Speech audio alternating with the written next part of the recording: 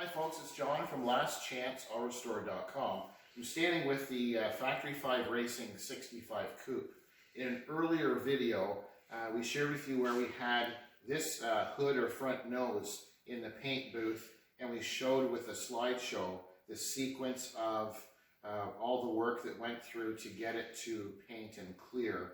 So we did the seal after the high build primer, and then they masked everything. They painted it obviously this custom blue, and then the Wimbledon white, and then the black 26, and then clear coat. They applied 3 coats of clear, then they wet sanded it, then they applied another 3 coats of clear, and then they've installed it on the car.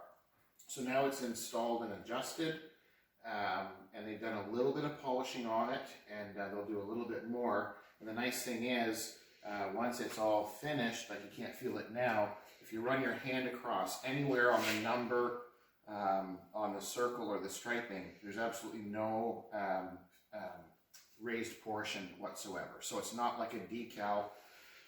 Pardon me, this is all nice and flush. And so they've got it all installed. Everything has been adjusted. They still have to install the stoppers in the front. So you may see in the video, it may look like the hood is a little bit lower in the center on the cowl and good on the outsides. We don't have the rubber stoppers installed yet, so don't be alarmed if you notice that part. Then you'll see in the front, they have the headlights and the chrome ring and everything installed. It's not wired yet, it's just pre-wired for our client. And then we have our marker and signal light like the authentic car was.